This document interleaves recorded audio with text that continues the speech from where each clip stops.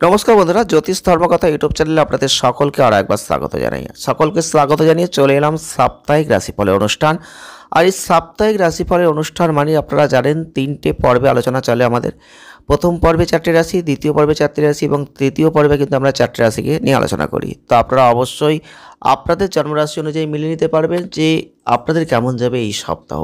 15 জুলাই 2024 থেকে 21 জুলাই 2024 এই সপ্তাহ কেমন যাবে এই নিয়েই কিন্তু আমরা আজকে আলোচনার বিষয় শুরু করব। আর আমরা আজকে প্রথম পর্ব নিয়ে আলোচনা করব। প্রথম পর্বে কিন্তু 4টে রাশিকে নিয়ে আলোচনা করছি। তো সেই 4টে রাশি কি? মেষ রাশি, বৃষ রাশি, মিথুন রাশি এবং কর্কট রাশি। তো যদি এই 4 রাশির জাতক বা জাতিকা আপনি হয়ে থাকেন অবশ্যই ভিডিওটি পুরো দেখবেন, লাইক করবেন, শেয়ার করবেন, চ্যানেলটিকে সাবস্ক্রাইব করবেন। চলে আসবো মেষ রাশি। যারা মেষ রাশির জাতক বা জাতিকারা রয়েছেন, প্রথমেই বলবো এই সপ্তাহে আপনারা দেখতে পাবেন যে আপনাদের মধ্যে কিছু বিরক্তি ভাব আসতে পারে, কিছু রাগের মাত্রা বেড়ে যেতে পারে। এই সপ্তাহে আপনাদের স্বাস্থ্যটা একটু ক্ষতিগ্রস্ত হতে পারে। এই সপ্তাহে আপনারা একটা জিনিস লক্ষ্য করবেন যে পুরনো কোনো কথা আপনার মনে পড়ে গেল এবং তার দ্বারা কোনো সমস্যা কিন্তু মনের ভেতর থাকতে পারে, যেটার মধ্যে দিয়ে একটা রাগের জায়গাটা বেড়ে যেতে পারে। এবং আপনি বিনিয়োগের জন্য এই সপ্তাহটা অনেকটা ভালো, এটা মানতেই পারেন, কারণ অনেক বিনিয়োগের জন্য চেষ্টা করছিলেন অনেক দিন ধরে, সেক্ষেত্রে এই সপ্তাহটাকে বেছে নিতে পারেন। এবং আপনাদের ক্ষেত্রে যে কোনো ঝুঁকিমূলক কাজ থেকে কিন্তু এই সপ্তাহটা সরে থাকার চেষ্টা করবেন, সেটা অত্যন্ত গুরুত্বপূর্ণ। আর কোথাও বিনিয়োগ করলেও কিন্তু সঠিক পরামর্শ মানুষের নিয়েই করবেন। জীবনে পদোন্নতি কিন্তু এই সপ্তাহে রয়েছে। এই সপ্তাহে আপনার ব্যক্তিগত জীবনে কিছু সমস্যা আসতে পারে, যেটা অতীতে কিছু সময় তো গোপন ছিল, সেইটা কিন্তু সামনে চলে আসতে পারে। এবং আপনাদের জন্য ভালো হচ্ছে গোপনীয়তা প্রকাশের জায়গাটা অপেক্ষা না করে অন্যদের সাথে সেগুলো ভাগ করে নিজের ভুলটা স্বীকার করা, তাহলে কিন্তু এই সপ্তাহটা আপনার জন্য ভালো হবে। অনেক শুভ গ্রহের প্রভাব আপনার জীবনে কিন্তু পড়বে, যার জন্য আপনার ইচ্ছাগুলো শক্তিশালী হতে চলেছে এবং পেশাগত জীবনে কোনো নতুন সাফল্য আপনি পেতে চলেছেন। আর আপনি এমন অনেক সুযোগ পেতে চলেছেন যার সাহায্যে এই সময়টা আপনাদের কর্মজীবী যারা রয়েছেন কেরিয়ারের দিক থেকে খুব ভালো হবে। এবং এই সপ্তাহে আপনাদের শিক্ষার্থীরা যারা রয়েছেন কঠোর পরিশ্রমের পর কিন্তু একটা ভালো সাফল্য লাভ করবেন। এর পাশাপাশি প্রতিযোগিতামূলক পরীক্ষার জন্য যারা প্রস্তুতি নিচ্ছেন তাদেরও কিন্তু একটা ভাগ্য পাশে থাকতে চলেছে। এবার প্রতিকার কি করবেন?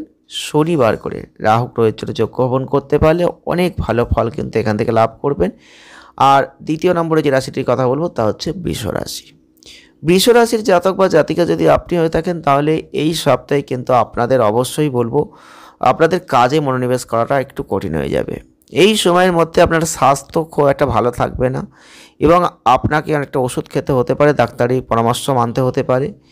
এছাড়াও আপনাদের আর্থিক দিক থেকে সময়টা যথেষ্ট ভালো, সুযোগ অনেক আসবে। রাহু কিন্তু আপনাদের সেই সুযোগ দেবে।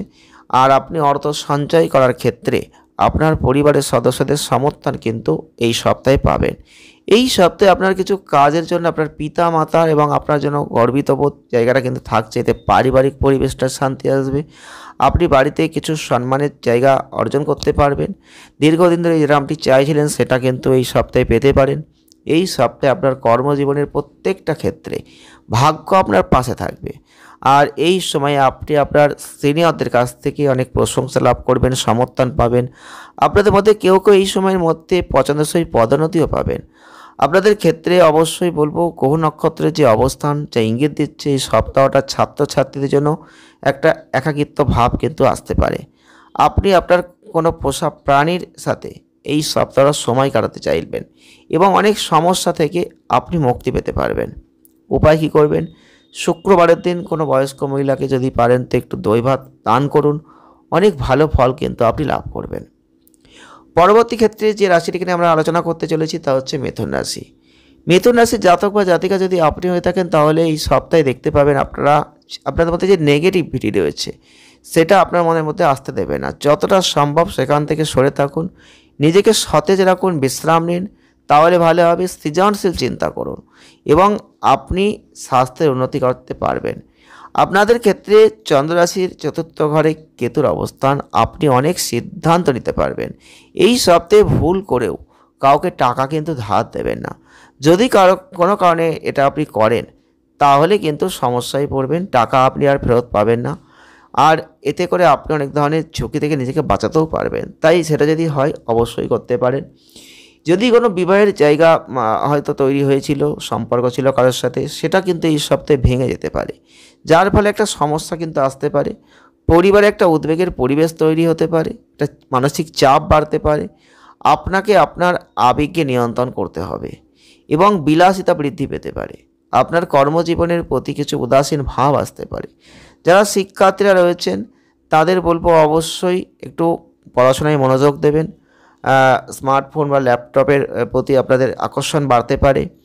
আপনারা শিক্ষার দিকে চেষ্টা করলে যথেষ্ট ভালো ফল লাভ করবেন।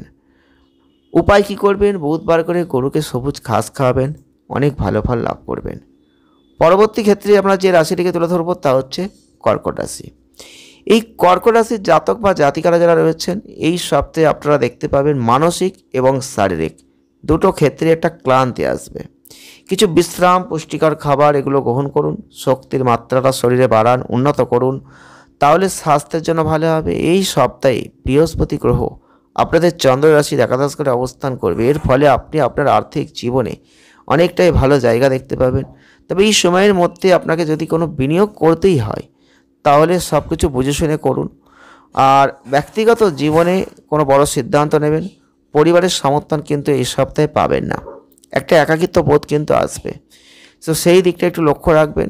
এই সপ্তাহে আপনাকে আপনার পরিকল্পনা, আপনার নীতি পুনর্বিবেচনা করতে হতে পারে, সেগুলিতে প্রয়োজনীয় উন্নতি করতে হবে। তো এই সময়ে আপনার কাজের ফলাফল লাভ আপনার মতে হবে, তবে আপনার মনের মধ্যে আর কিছু আকাঙ্ক্ষা আপনাকে মেটাবে না, তবে আপনার আরও বেশি কিছু করার একটা ক্রমাগত চেষ্টা কিন্তু এই সপ্তাহে দেখা দেবে। এছাড়াও আপনাদের ক্ষেত্রে জ্ঞান, অভিজ্ঞতা সব কিছুই কিন্তু আপনি বুঝতে পারবেন। আপনি ভবিষ্যতে প্রত্যেকটা ক্ষেত্রে ভালো পারফর্ম করবেন, ভালো ফল পাবেন। যারা বিবাহিত রয়েছেন একসাথে বাঁচার একটা জায়গা, সাপোর্ট আপনারা দেখতে পাবেন। প্রতিকার কী করবেন? সোমবারের দিন পারলে বৃদ্ধ মহিলাদের দুধ দান করবেন, অনেক ভালো ফল আপনি লাভ করবেন। তো এই ছিল প্রথম পর্বের 4টে রাশি।